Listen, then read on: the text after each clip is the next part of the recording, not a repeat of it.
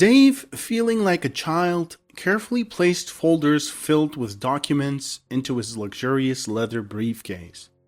He was in a really good mood because today was one of those days when you wake up and just feel fresh.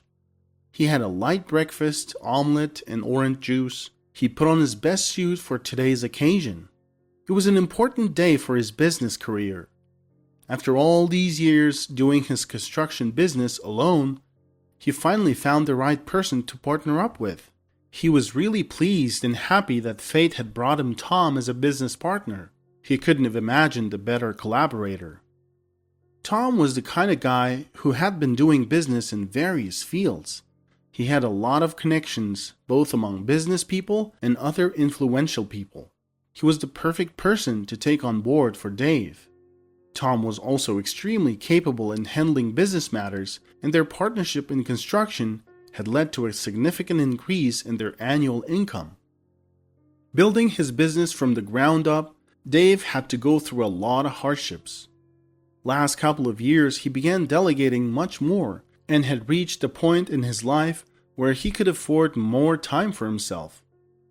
As he started having more free time, he began contemplating the idea of starting a family. After all, he was over 35 and didn't want to become an older father. He wanted to be able to witness his children grow up and go out into the world. Dave also wanted to experience what it was like to have grandchildren and see them go through life. Of course, as a businessman, he had a lot of plans. He wasn't like many of his close friends who didn't want to miss out on the fun of their youth. He didn't want to regret not having kids when he's old and gray. On the other hand, Dave didn't have any specific person in mind as a potential partner.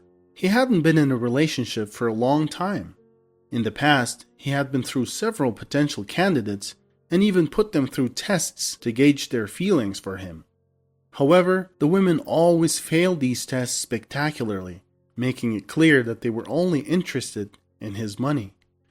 Dave wanted a modest and respectable woman who would be interested in building a home and kindling a loving relationship with him. But it was difficult to find such a woman with genuine passion, particularly among high society. Ladies in high society were often cunning, more concerned with keeping up with their friends' expenses, such as making sure their hairdresses is not cheaper than their neighbors. It was hard to see through them and figure out those who had genuine feelings. Dave, despite his recent success, did not even hire a housekeeper for himself, preferring to run the household on his own. He came from a humble background where they did not shy away from hard work, but rather enjoyed it. As he thought about his daily life, he gathered all of his paperwork and finally left his apartment. As he exited the building, he glanced up at the windows of his luxurious 4-bedroom apartment on the top floor. It was pleasing to the eye, and there was also a sleek car parked in the lot.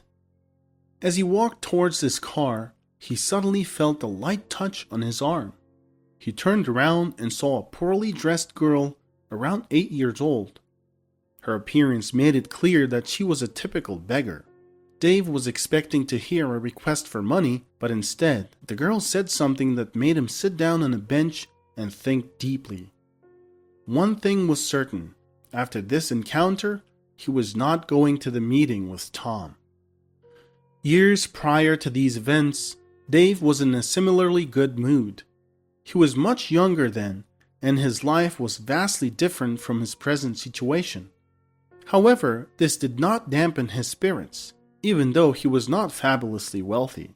He lived with his mother in a cramped small apartment and worked as an ordinary programmer in a small computer company. But at the same time, he had a much greater and more valuable happiness in life. His beloved girlfriend Stacy, to whom he had already proposed. They just needed to set a wedding date. Dave and Stacy were going for a walk along the riverbank in one of the parks of a small town nestled among mountains. The town was incredibly beautiful, but it was not often visited by tourists, and job opportunities were limited. Stacy was unable to find work there as well, even after graduating from pedagogical university. She had been living with her grandmother for a long time on her pension. The girl was hesitant to rely on her grandmother's limited income and wanted to start a new life with her boyfriend in better conditions, so she agreed to move to the big city after their wedding. However, she was unaware of the obstacle that would come with this decision: her grandmother, Judy. At 80 years old, she deeply cared for her granddaughter and wanted her to have the best, but she had doubts about her future with her boyfriend, Dave. She didn't trust him to be a dependable and protective partner for her granddaughter due to his past issues with the law and his erratic behavior during his youth. Despite turning his life around and becoming successful, Dave couldn't shake off his past mistakes. He realized that people judged him based on his past, and he couldn't change that. Even though he had changed and become a responsible, hardworking person, the old woman believed that once a lawbreaker, always a lawbreaker, and she shared this opinion with her granddaughter repeatedly. "Stacy, you're going to regret being with this guy. Dump him before it's too late. There's so many good, hard-working men out there who would treat you right. But instead you're sticking with Dave like he's coated in honey. Oh, Grandma, please stop talking like that. Dave loves me and I love him. He's changed, and what happened in his past is behind him," the girl responded affectionately. Despite their different perspectives, they were able to avoid any major conflicts. It's likely that Stacy would have still left with her boyfriend if it weren't for their fateful last walk together. On that beautiful summer evening, everything seemed perfect. The sky was clear, the air was filled with the pleasant scent of subtropical foliage. Dave took Stacy's hand and led her down a shady path by the waterfront and shared with her his plans to move. "We're gonna rent an apartment first. My savings are enough for now, but as soon as we settle on a place, we'll start looking for jobs. I already have some income from my remote job, so I don't think we'll have any financial issues. I hope you won't have to work in the end because it's a man's duty to provide for his family," the guy said with a sly look at his beloved. "I trust you in this and I hope everything will work out for us. I'm just worried about my grandma, how she will be alone here," Stacy replied, holding her boyfriend's hand tightly in her small palm. "What's the problem? We'll get settled and bring her with us. I like her. You can tell she's well educated and has a good sense of humor. Despite her age, Mrs. Fields is in great shape." Stacy didn't tell her fiancé about her grandmother's opinion of him to avoid hurting his feelings. Of course, her grandma would never move in with someone she hated. The young couple were having a pleasant conversation as they walked along the waterfront when suddenly disaster struck. A loud roar echoed from the mountains above them, and the ground shook. Although this wasn't unusual as they lived in a seismically active zone, and small earthquakes occurred regularly in the area, but this time, nature seemed to have unleashed its full force, unleashing a powerful mudflow on the town with a fury. It swept away everything in its path, quickly approaching the location where the couple stood. Unfortunately, Stacy and Dave were directly in its path, and it was too late for them to escape. The road behind them was blocked by a wide crevice, and ahead of them was a raging river. Before they could even blink, they were swept away by the mudflow directly into the river. As the hands of the lovers parted, they were able to scream out their love for each other before the raging current consumed them both. A week had passed, and Dave, hobbling along with the aid of a cane, made his way to the house of his beloved.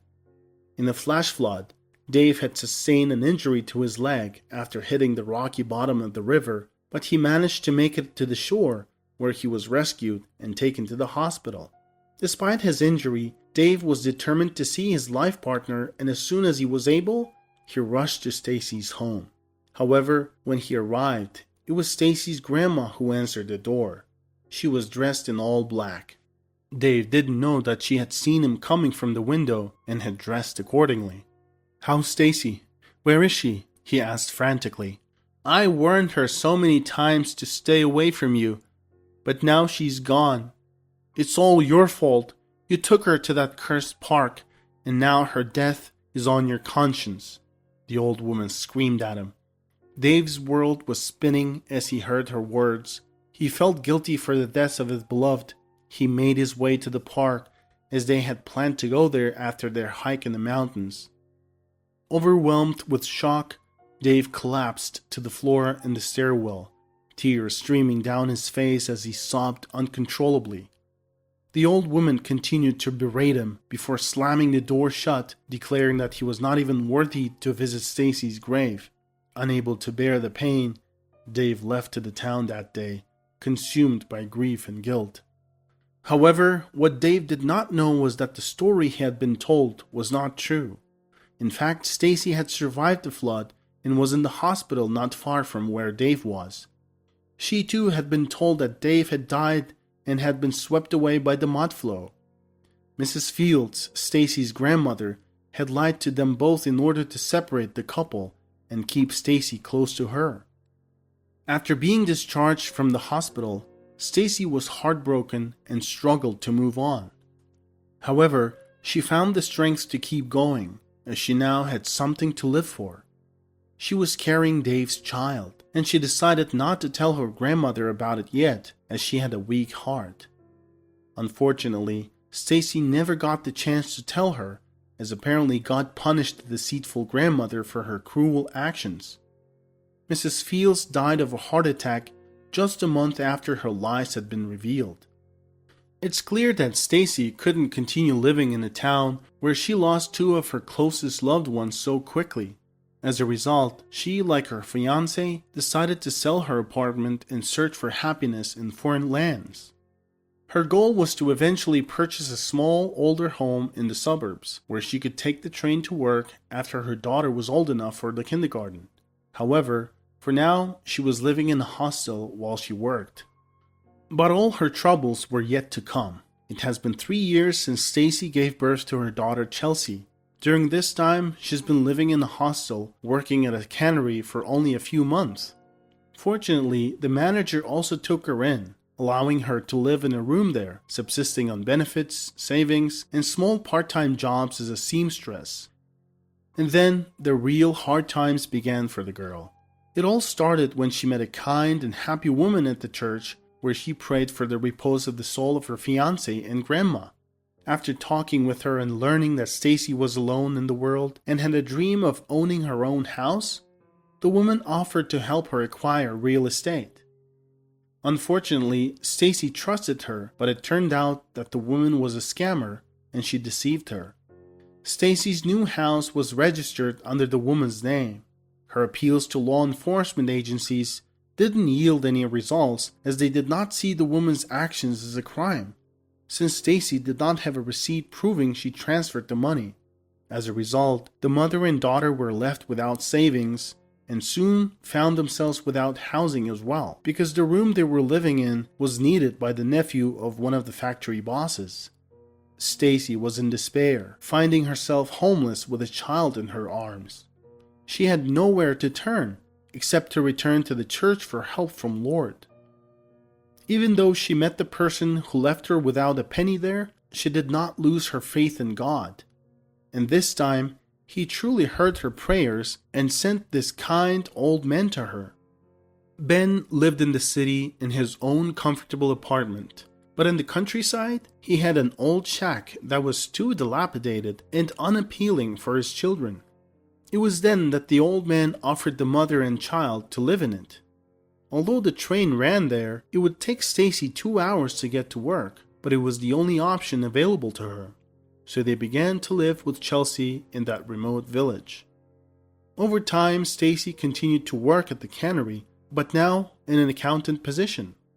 However, her salary was not enough to rent an apartment on the outskirts of the city, and especially since Chelsea had developed some health issues that required a significant portion of her salary.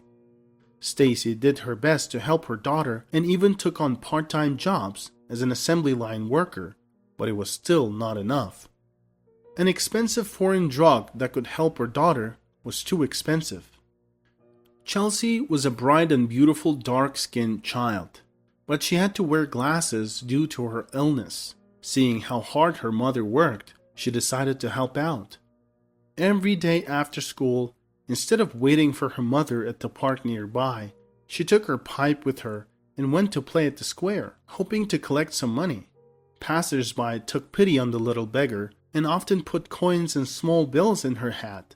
Although it wasn't a significant help to her mother, she still believed things would get better. One day, as usual, Chelsea was walking towards the square when she passed by an expensive car. She heard a muffled conversation between two men, one of whom was getting out from under the car. Chelsea followed them, but the men paid no attention to the little beggar. "Great job, Ross. Now our guy will blow up as soon as he arrives for the meeting with the client. If only he knew who Tom really is. All that time in prison finally paid off." "Alright, stop talking. He pays well and the rest is none of our concern," the accomplice replied, still glancing back at Chelsea, but seeing that she seemed to be a little bigger, he lost interest immediately. The men continued on their way, while Chelsea quickly ran to the car to wait for the owner. Dave was very surprised when a little beggar told him not to go to the meeting because some guys had put something in his car that would explode so bad that everyone in the neighborhood would remember. The businessman believed her and, just to be safe, called the police, who removed the explosive device from under the car. But the most important thing was that while they were waiting for the police, Dave managed to ask the beggar about her background. The girl told him her story and showed him a photo of her mother, which made his heart race. Even more surprised than Dave was Stacy when an unknown man called her and thanked her for saving his life. He said that after all the issues were settled with the police, he would personally take Chelsea home. Tom, along with his accomplices, was arrested the same day. Dave never would have thought that his trusted and respectable associate would do something like this for the sake of money. In the morning, terribly worried about her daughter, Stacy was amazed when a whole fleet of wedding cars drove up to her house, and her daughter triumphantly got out of the first, accompanied by Dave. Her Dave, alive and unharmed. The lovers rushed to embrace each other. Chelsea stood nearby, not knowing who this man was. "Will you marry me?" The only thing Dave could whisper. "Yes," was her reply. It was impossible to count how much the poor woman with the daughter had to endure, but happiness returned to her. Even the scammer lady, after being approached by serious people, had to return the embezzled money.